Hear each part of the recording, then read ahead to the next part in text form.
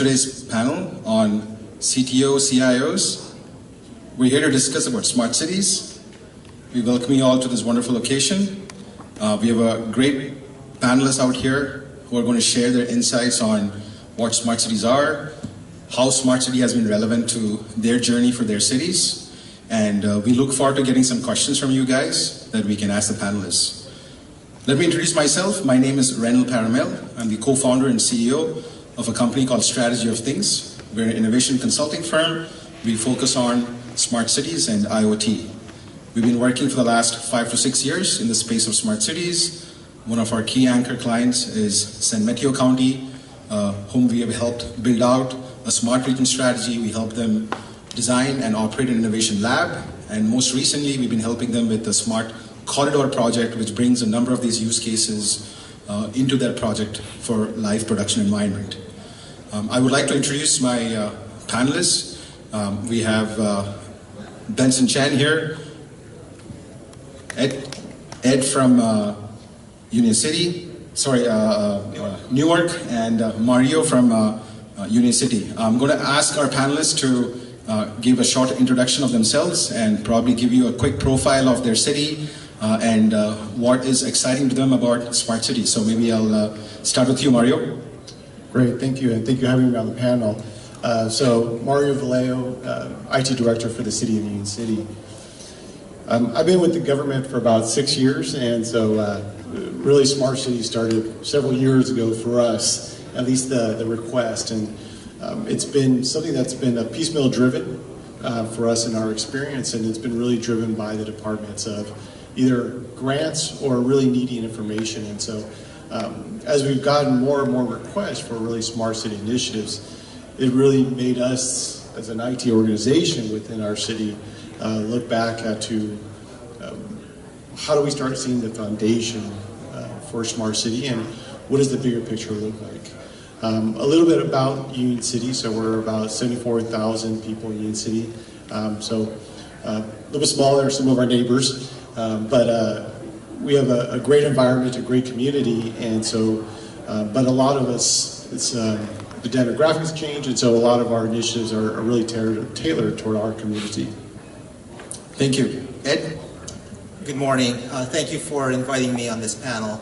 My name is Ed Miranda, and I'm currently the CIO IT Director at the City of Newark. A little bit about the City of Newark. We never had an IT department before, so this is the first ever IT department that the city's had. It is actually a neighboring city of Union City, and we are one of the smaller ones. We're under 50,000 in population. Prior to joining Newark in August of last year, I was with the city of Fremont, and that's a larger city, about almost 250,000. I was there for 8 years. So I can actually speak to a little bit about their smart city initiatives and their journey as well. My background is mostly private. I've worked 20 years in private industry. Prior to coming to the city of Fremont in 2014, I was working at Boeing for 10 years. And prior to that, I worked at PeopleSoft for 10 years. So I have more of a software and hardware background. But I really did start my career off in local government, working at the city of Anaheim in Southern California. So look forward to speaking more on this topic and sharing some of my experience and my ideas about how smart these cities are. Thank you, Ed. Over to you, Benson. Okay. Good morning, everyone. My name is Benson Chan. I'm the other co-founder of Strategy of Things. I'm Reynolds' business partner. I'm going to talk to you from smart cities from a different perspective. We've got hands-on experience working with the cities, the county of San Mateo, and some of the other projects that we're involved with. But I'm also the head of the NIST, the Federal IoT Advisory Board. And the U.S. government is looking to accelerate IoT adoption in the U.S., and they're looking to address some of the barriers, some of the gaps, whether it's funding, whether it's workforce, or whether it's a specification into these projects. So that's one perspective. The other perspective I'll be talking about is we've done a lot of research over the last 3 years on the NIST federal research grant, looking at the technology infrastructure gaps and where the federal government should be making its technology investments. They're looking at areas that industry isn't necessarily looking at, that the federal government should invest in those national labs. So a lot, as it relates to smart cities, there's a lot of things that's coming down the pipe that that the vendors out there in the community or even the cities may not necessarily be asking for. So we're looking into the future, among other things, smart cities. So I'll be talking from that perspective. I'm happy to be here, and I look forward to our discussion with fellow panelists. Thank you, Benson. So I'm going to start off with a very basic question. What is the definition of a smart city? And I want to get a good sense from each of our panelists here. What does it mean for them? What have they seen in terms of changes over the past few years for the word smart city, and what do they think of it going forward? So maybe I'm going to start with you first, Ed. Oh, thank you. So whoever invented the term smart cities, I give them a lot of credit because it's out there everywhere. And I do hear from a local government standpoint, it does cause a little bit of controversy because I do work for a city, but the counties that I work with, they say, well, what about our counties or the state? You know, we should be a smart state. So it's kind of coined itself into smart communities. But when it comes to citizens that are concerned about this growth or all of this technology, some of them are really opposed to it. So politically, we actually have to navigate what really is smart cities and what we're trying to achieve. And the way I see smart cities is this is really a journey. This is actually adopting new technologies, innovative technologies that will help the community grow. A lot of these technologies have existed for a long time, but we don't want to be the opposite of smart. So as a local government, we do want to do smart things. So we want to grow the city, even if it's data modernization, data center modernization, but you inject things like the Internet of Things and sensors that can only help actually modernize and really move the city forward for things that we expect. We do get those naysayers that speak at our council meetings that say, we want you to stop all this. We think it's all, you're surveilling us. You have all these cameras and you're counting and you're looking at these. That is not our intent. You know, and we do have cameras throughout the city, public safety-wise. And what we're doing, it's really solving crime. And a lot of this actually came out of some of the needs for smart cities, to look at public safety, to look at the community, to look at, you know, just really transportation. So, you know, that's really the gist of where we're coming from a local government standpoint. It's really to help the citizens of our communities grow and adopt these technologies that are not harmful to them, but really enhance their human life. So Mario, what about you? What has been the smart city journey for you? How did it land up being an important aspect for you to think about? Where did it originate from, and where are you guys right now in your smart city journey? Sure, great question. So for us, like I mentioned, so smart city has really been a slow process, a slow trickle of requests, initiatives that have come in for us from the different departments. And so I know we use the term smart city, but to me, smart city has really been about data, information, and really getting the technology out there to gather that information, whether that be sensors, IoT, cameras, whatever we're deploying out there, and then using that data to provide effective services, to provide services that we can do proactively for our citizens, our community, to help us make better decisions, whether from our city leadership or our city staff, and also to be more transparent. I know Ed just communicated about some of the concerns and being able to get that communication out there. Some of the technology or the smart city initiatives we've been looking at is one, smart intersections. So we've really done recently, the last about a year and a half, smart intersection controllers throughout the whole city, getting that groundwork to get those connected, and then being able to feed different information to those controllers to make decisions. And so one of those, as an example, are cameras that look at, say, your crosswalk. And so, whereas before that intersection was just on a timer, it did not care who was there, what the traffic was, it was just going to go through your red, yellow, green. And so now with these smart devices looking at the intersection, now we can provide information to the traffic controller, say, okay, don't changed green yet, there's still somebody in that intersection. And so just by creating that pedestrian traffic, we've now enhanced our safety for the community. But it also, now that we have a smart device in there and looking at these crosswalks, now we're able to say, okay, well, what are the busiest time of days that we're getting the most pedestrian traffic?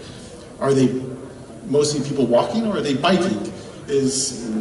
What direction are they going into? And so now we can use that for an economical perspective. We can start looking at making our traffic controllers more effective and really using for our public works to make smart decisions. And so really we started small, it's now trickled to be more and more. And so like I said, and that's really what's now driving, okay, what else can we do next? What else should we be looking at?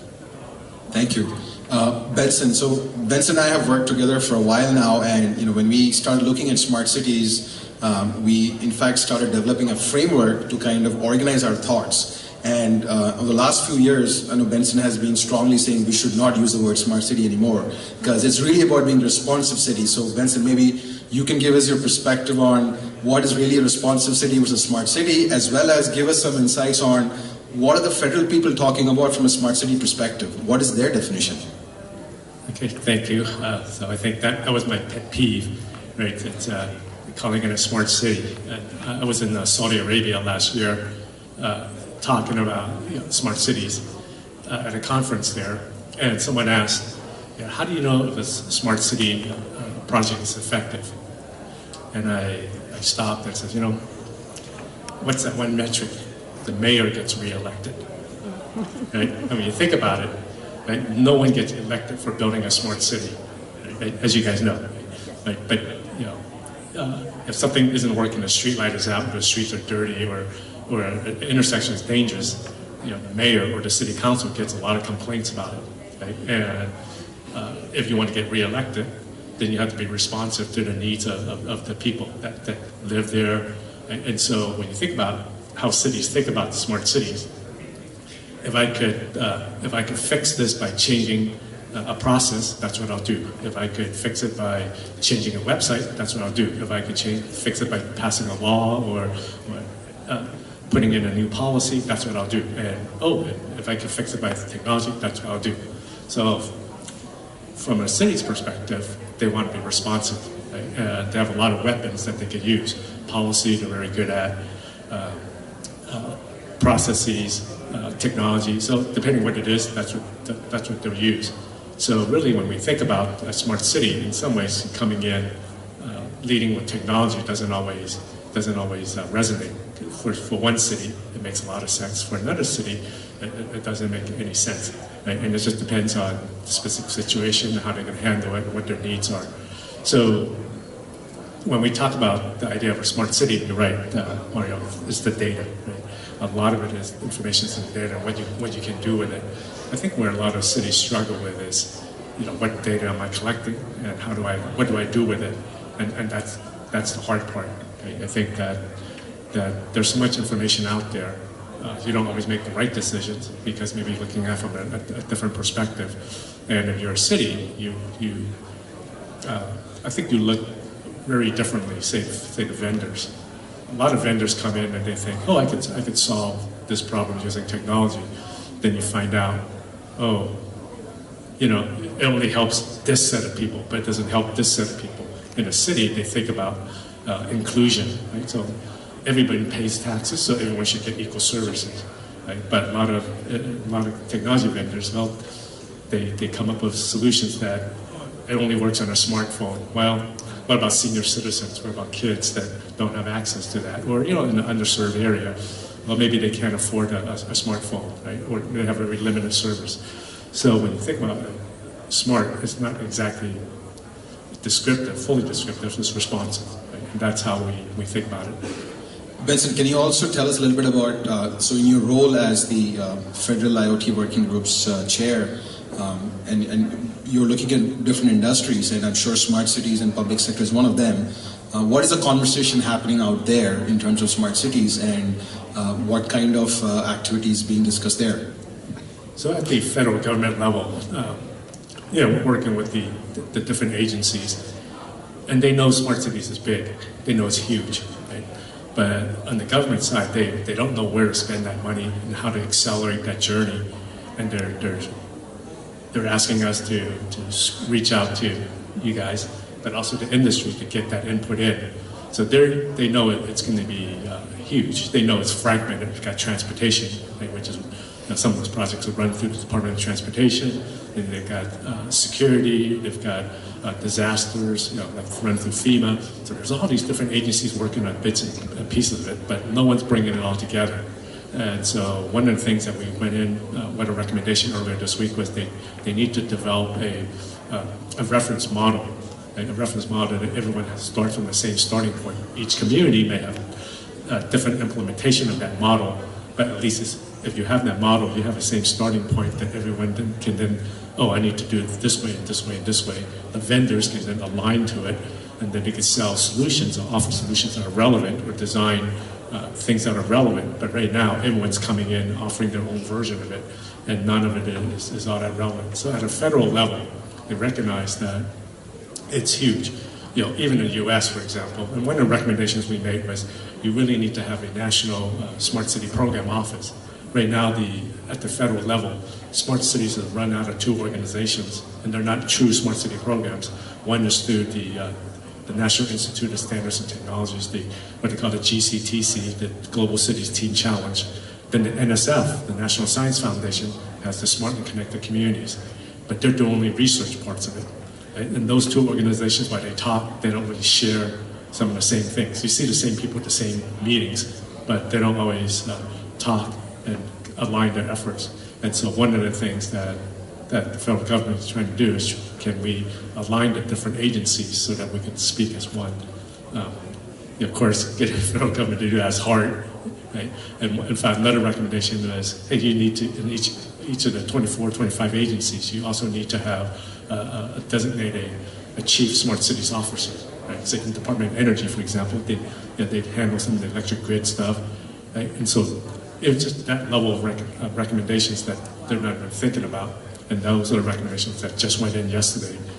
We still have until January to deliver our final report, but they're looking for some early recommendations that they can react to and give us feedback on. Thank you, Benson. So we know a little bit about what the federal guys are doing. Let's twist the topic a little bit. So, we're all here, you guys are all CIOs working for the technology side, and we all know that when we start looking at some of these smart city projects, they quickly turn more and more different than the traditional IT projects. You realize that, hey, these projects need to be done on the road. These are streetlight related, these are traffic related, people related. So is the IT the right department to kickstart some of these projects, or we need something that requires a lot more collaboration from different agencies? Love to hear your perspective. I will tell you this, in a lot of the projects that I'm working on, I'm seeing a lot of active involvement from the public works guys, because a lot of the responsibility and accountability of getting stuff done falls on them. So would love to hear your perspective as to how are you guys seeing this? How is your department handling these kind of scenarios? And are you collaborating well with your public works? And how do you see the future in terms of collaborating further? So maybe I'll start with you, Mario. Thank you.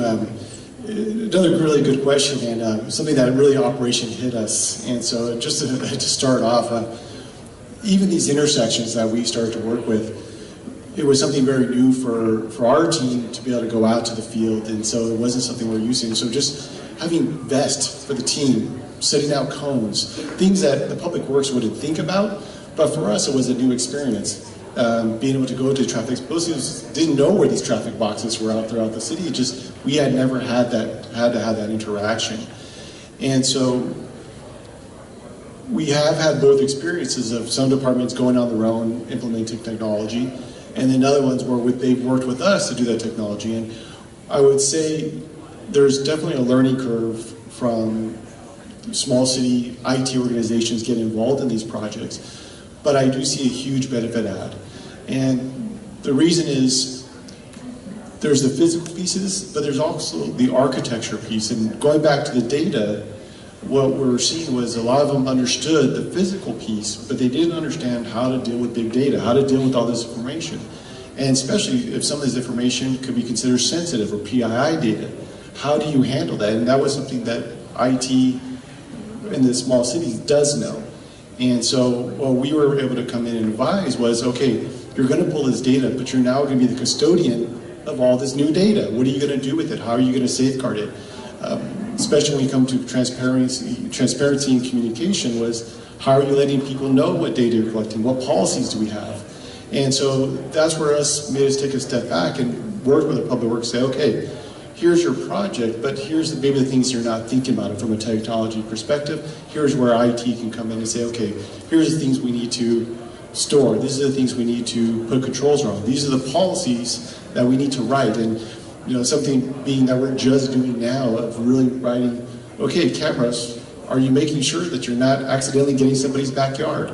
Are you making sure that that data has an expiration date so that we release it when we need to? If we get a public records request, are we making sure that we set a process to document that? And so I really feel it is going to be a collaboration effort between the departments and IT to be able to merge those together. They have tons of knowledge, and we have a great public works department. We have a great IT department, but we just need to put those minds together to put good solutions together. And that's what we're trying to do now. Thank you, Mario. Ed, please give us the perspective from your city as well as some of the other cities that you've been working in the past. Absolutely. So it's being a champion. You really need to find that champion who will lead these efforts. One thing I didn't share with you is I'm actually the president of MISAC, which is the Municipal Information Systems Association of California. There are about 500 cities in the state of California. I was recently at a county conference down in Indian Wells, where we had the state CIO, Leanna Bailey-Crimmins, Mono County Director Milan Salva, and we sat on a panel and we talked about collaboration. So in MISAC, we actually have 250 cities as members, 1,600 members strong. So Mario is a member as well. We share things on our so-called listserv. We call it MISAC Connect. We share topics like this. What are you doing about smart cities? This really came into light around 2016, 17. I don't know, it's like people just said, hey, what are you doing about smart cities? Some cities embraced it, and it was mostly led from economic development. Why economic development? It's like you're the businesses. You guys were asking to include technology. There are really three things that we talked about. It was workforce. Do you have the resources to actually do all this work? Broadband, huge topic, a lot of grants out there, trying to get an understanding of what cities can apply for, identifying underserved areas, and finally, cybersecurity. You can't be a smart city if you get hacked. We've seen recent Bay Area hacks. This is all TLP clear, so we've heard about Modesto and Oakland, and they're still recovering. But this is something that is a focus operationally for the cities. Doesn't matter if you're small, medium, or large. I just joined a small city of under 50,000 population, and my first go-to was to hire a staff. So the first 3 months, I got IT analysts, IT technicians. But the second thing after those 3 months of recruiting was I needed to protect the city. I wanted to make sure that Ed Miranda is not on the front page of the newspaper. Happens, right? So right now, 4 months later, we are now actually, instead of fixing things and putting in cybersecurity tools, now we're looking into a broadband master plan. Now we're looking into including smart city initiatives. But from a government standpoint, where does it come from? Each city has a general plan. Part of that general plan are other components, like a housing element.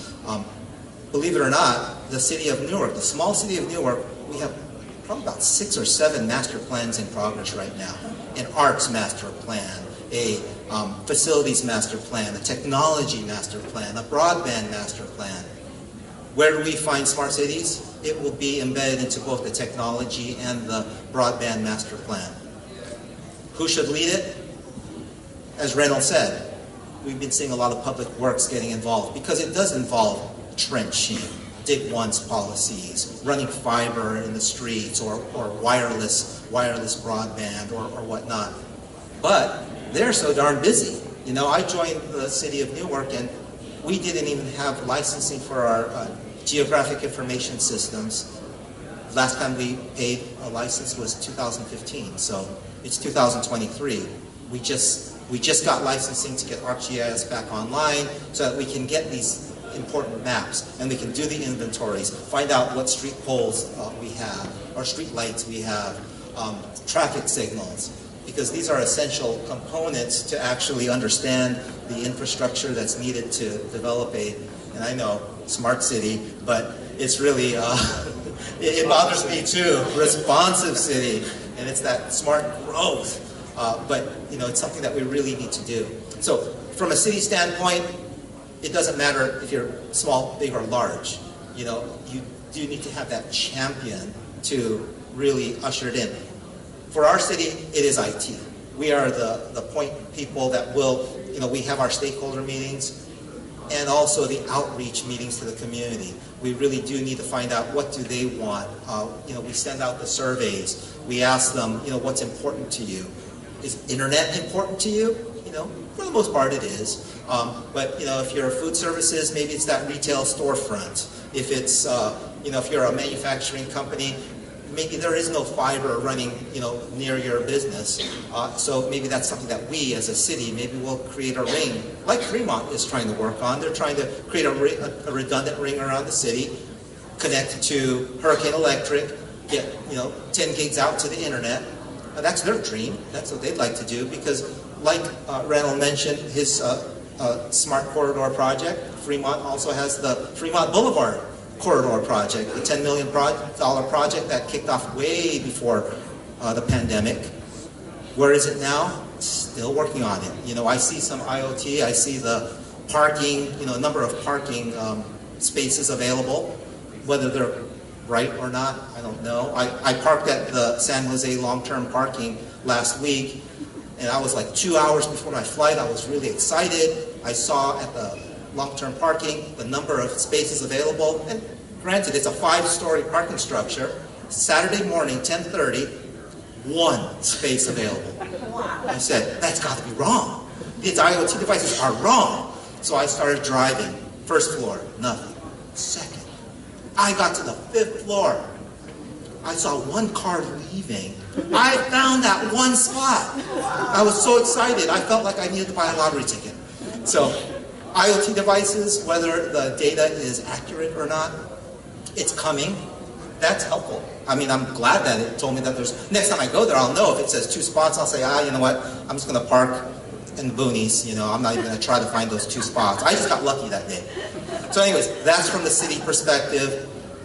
Collaboration with the counties and states are very important. And as I mentioned, cybersecurity, Benson is very familiar with NIST, and that's a framework for cybersecurity. Lots of funds there. They all intersect. Again, broadband, cybersecurity, and workforce. Thank you, Ed. Benson, maybe you can provide some context on the San Mateo County perspective. How are you seeing the IT department and the DPW department collaborating on that project?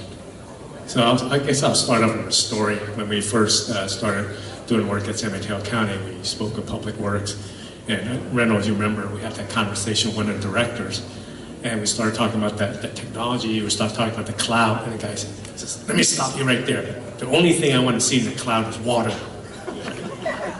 and you know, and these are, Public Works guys are construction people, right? They're operations people. They maintain the city, they keep the lights on, right? The day-to-day running in the city. They don't really, when it comes to these other things, it's outside of their area of expertise. On the other hand, you've got the CIO. But the traditional CIO role has always been, I work within the 4 walls of the city, right? Anything inside the building, anything that does email or you know, networking and you know, the business systems that they maintain. Now, it takes a little bit of a visionary of a CIO to then look beyond the 4 walls and say, okay, you know, I need to support some of the projects out on the street, the public works projects, as the infrastructure gets digitized. or as these traffic signals get digitized, they need somebody's expertise because the traffic engineers don't have it, right? Because they're thinking traffic flow, they're not actually thinking IT or networking or cybersecurity. Right? So there's a little bit of a gap. So in San Mateo County, they had a relatively visionary CIO. He thought outside the box. And that's what it really takes, right, to force some of those conversations.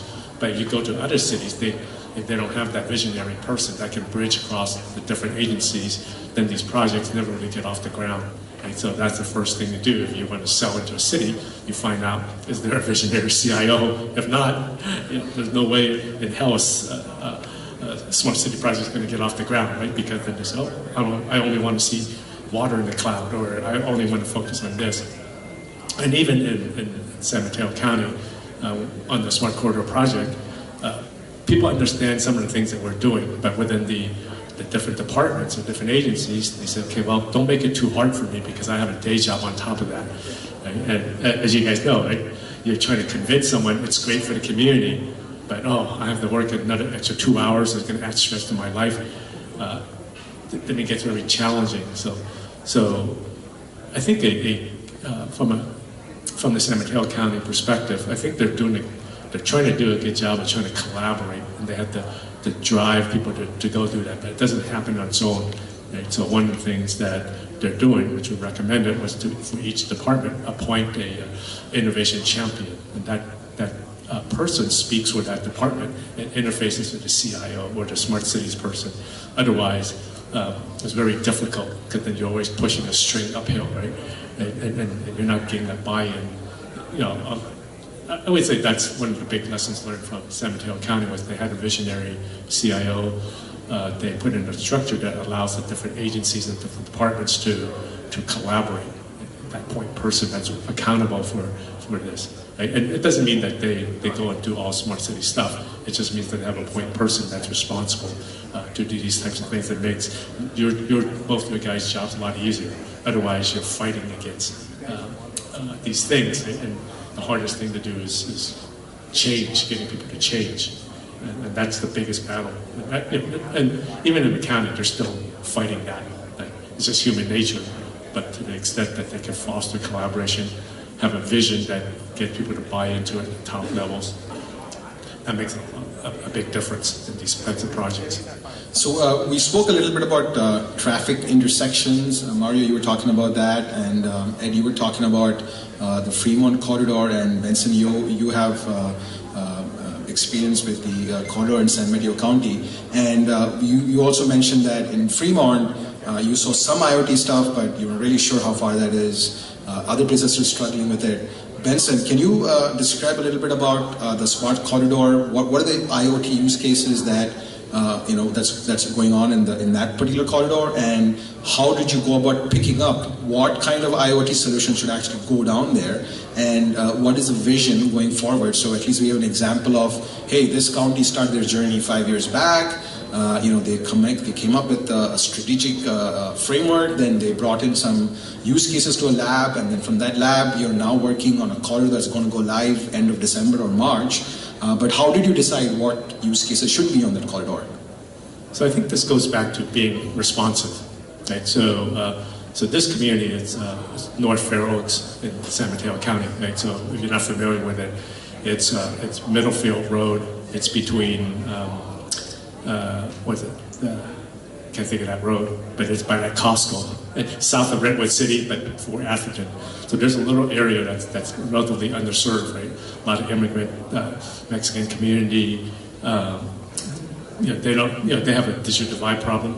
Yet there's Comcast running through there, but for a lot of people, they can't afford even the Comcast service, right? So that area is kind of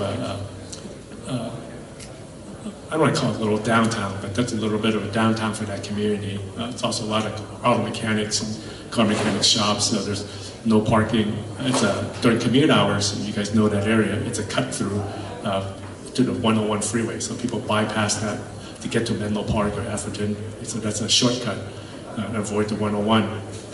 The unfortunate problem is that road has a lot of traffic fatalities over the last 10 years. There's been a lot of accidents, a lot of fatalities, because it's 2 lanes, it's very narrow sidewalks, and you've got a lot of people. And so the original project was to do a street improvement project. If you're going down there now, it's under construction. They're taking it down from 2 lanes in each direction to 1 lane in each direction, and widening up the sidewalks, putting bulb outs at each intersection, and they're putting a middle turn lane and bike lanes. And so when we came about it, and they're also using that project as a way to improve the community. Like this is a community that, compared to downtown Redwood City, right, they don't see a lot of the same types of benefits. So they want some of the things to improve in their community as well.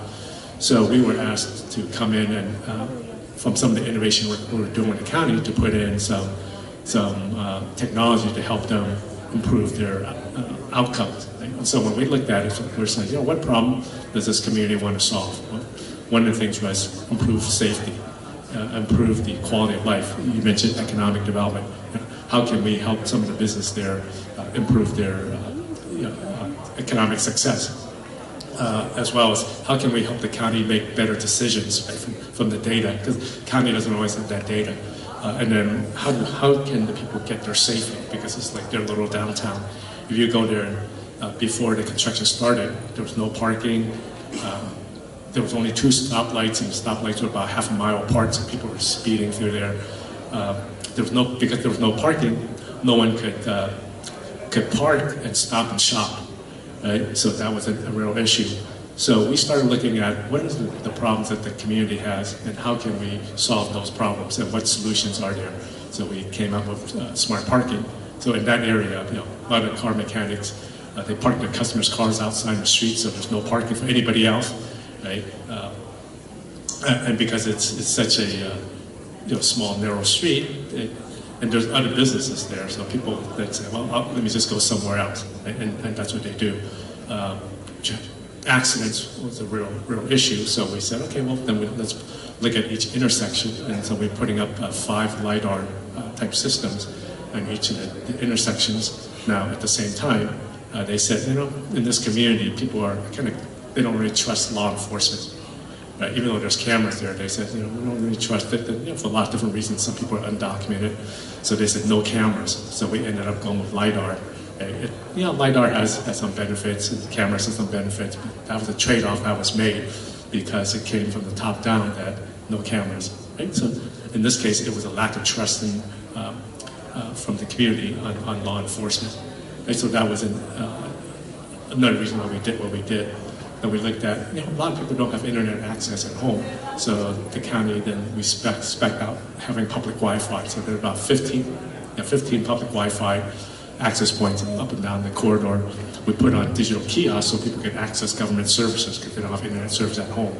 So those are some of the use cases, but they're really aligned to how can we improve the community. So this is an example of, it didn't start off as a smart corridor project, it started off as a safety project, as well as to beautify the street to help bring some pride to the community.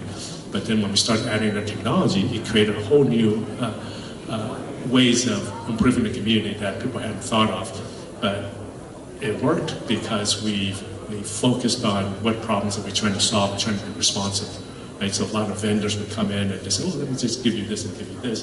But it may not necessarily solve the right problem.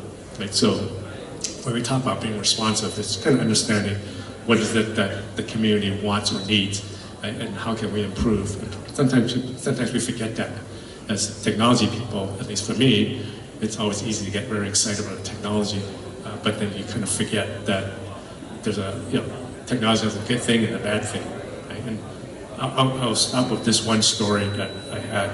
A few years ago, I met someone who was they work in the smart camera systems using facial recognition. And they said, oh, hey, you guys should specify these types of technologies for your clients, for the cities.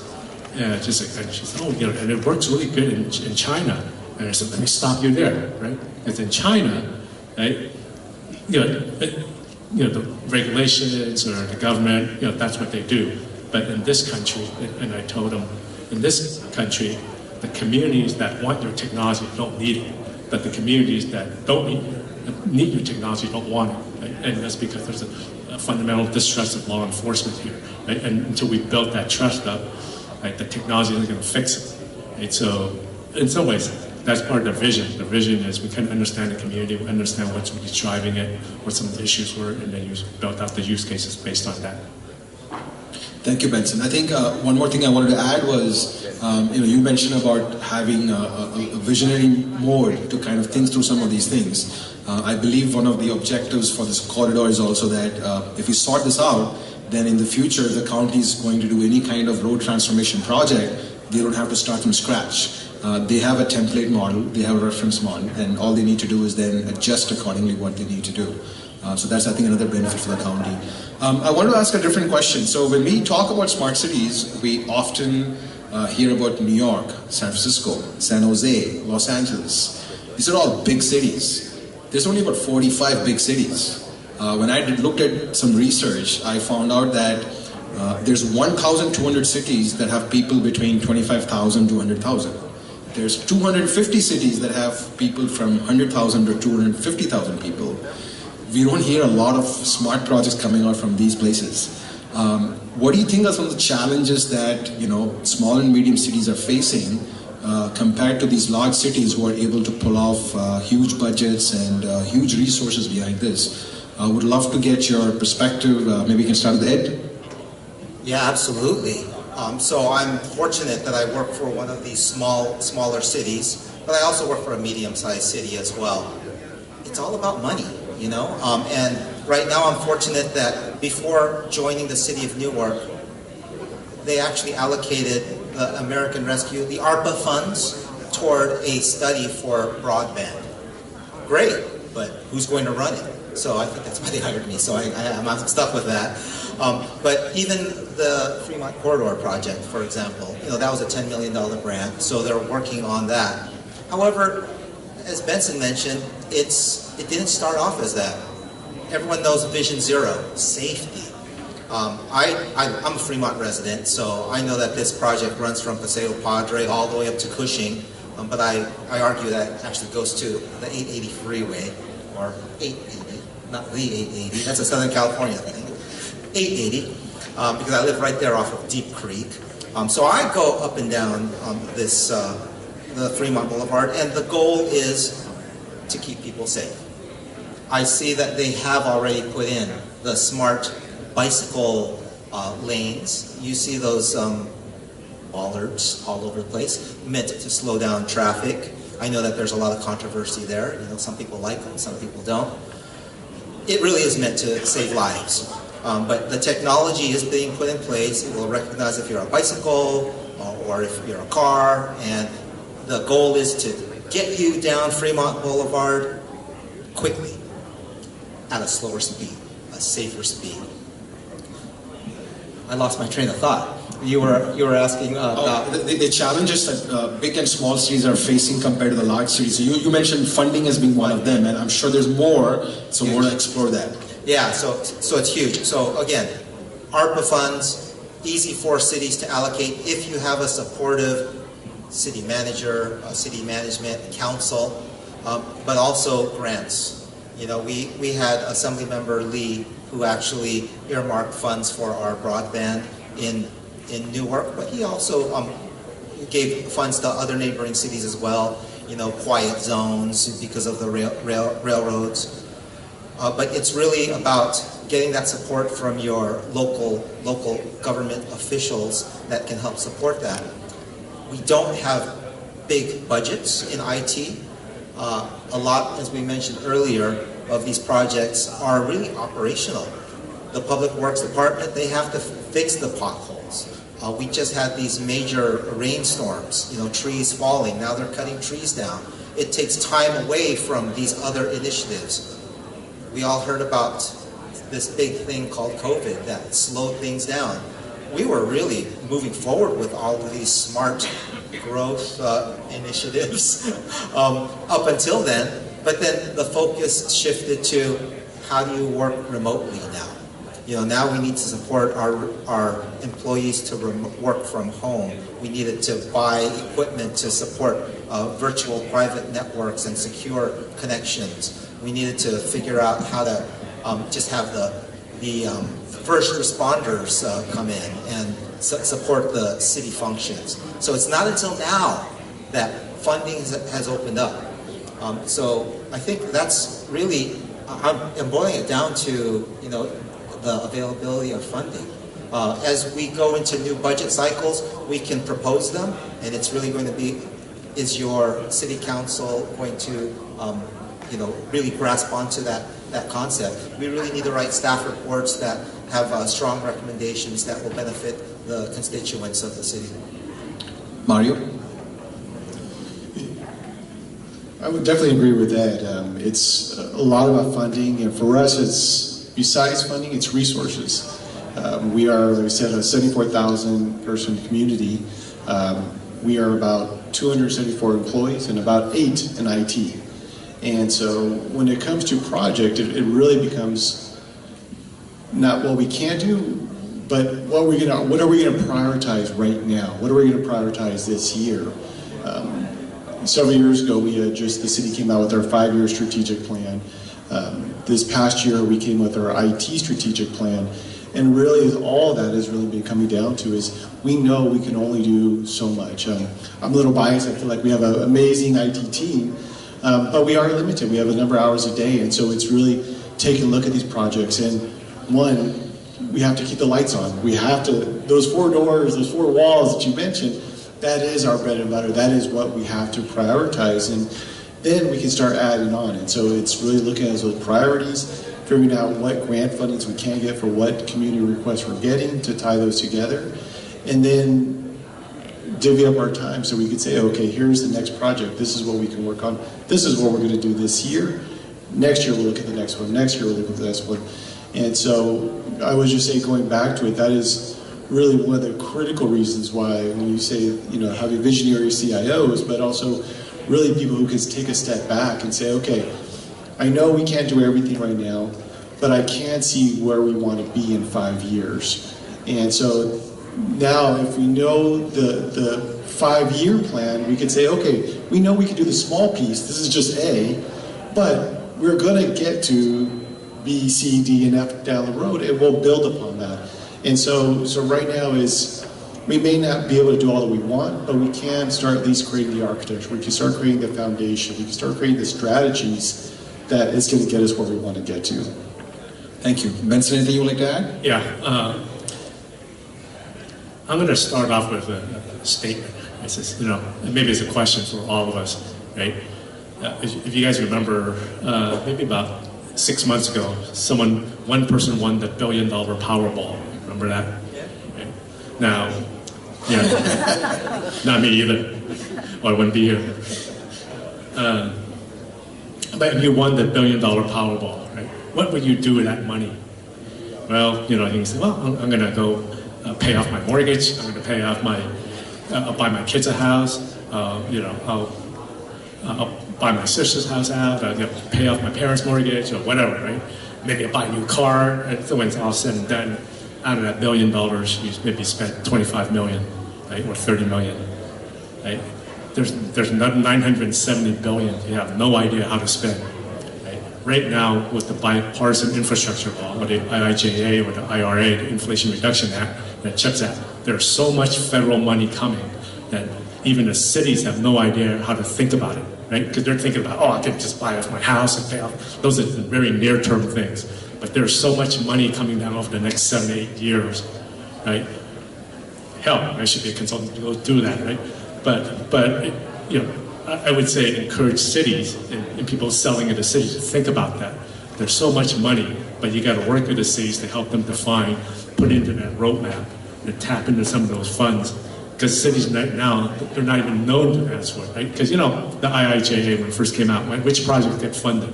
Those are the projects that are shovel-ready, right? Projects that have been in the works for the last 2-3 years. They're scrambling for funds. But what about the next year, the next year? No one's thinking about that. That's the opportunity for smart cities, right? So are there funding problems? There are funding problems today, but there's so much money coming down. How do you tap into that? You got to work with the states. You got to work through the legislators through the earmarks, right? There's some coming through grants, right? But there's so much money coming down to do that. You know, one of the things that we recommended to the federal government, separate from this, is is that, for smaller cities, you need to start issuing grants for small and medium-sized cities. Otherwise, they get shut out. They don't have grant writers. They don't have the resources. They're not really thinking about some of these projects. And so they need to start at the federal level. They need to start targeting some of the smaller cities. Otherwise, the big cities get all the rewards, and that's what's happening in the Bay Area. Why is it some big cities do all the projects? Well, it's because they have the resources and they know where the money is, or they have the resources to chase it. But smaller cities need to have special funds, grants to go after some of that they can pursue. Otherwise, the big cities get all the money. By the way, don't let the big cities get all the money. Great discussion. We have a few more minutes before our panel ends. I want to give an opportunity to the audience here. Do you guys have any questions for the panelists? We'd love to hear that. My question is actually, you guys actually, of course, I guess here we are small business people, right? So Benson, you are the one going to figure out how to get a federal funding to improve the city infrastructure. How can all the audience which have a small business can read the project as a part of your smart city project? Okay, I'm commissioner for City of San Jose for about 6 years while they built the airport, right? So we had to looking for a small business. So the most of the contract, which the major contract probably don't know who the small business is. So how can you answer our small business people in the audience right now? So you look at public works contracts. So if you look at who gets some of the funding, it's the big engineering companies, for example. Right? So on some of these projects, there's a I don't want to call it a set aside, but there's a certain amount of money that's been allocated for smaller businesses, minority businesses, veteran businesses, and so forth for some of those projects. Any federally funded projects, for example, I think they have to give a certain amount to these smaller businesses, disadvantaged businesses. So if I was a small business, I want to get in on whether it's an airport project, whether it's a transportation project, or whether it's a smart city project, I would identify who those engineering companies are, AECOM, WSP, Parsons, and so forth, right? Bechtel, if they're still around, to register as a small business supplier and get yourself in that game, right? Get into those subcontracts.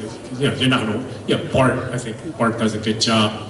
I think they hired a new chief procurement officer. He's trying to allocate 30% of like the Bart extension project to, that's over $1 billion to small businesses. Right? So that's one way to as a small business to tap into those opportunities. Thank you, and I actually have an answer for your question as well, because I am the former Smart Cities Director for the City of Atlanta. We like to call ourselves the Silicon South, okay? So I've worked with state, local, municipal governments and understand the challenges that you all have when it comes to budget. This is just it's a question and it's also a suggestion. I wanted to know, how are you all leveraging the private sector when it comes to consultants? What I found is that what was very helpful for the City of Atlanta, although we're a large city for the Southeast, we still struggle with a lot of the same resource, loopholes and downfalls that a lot of other cities struggle with.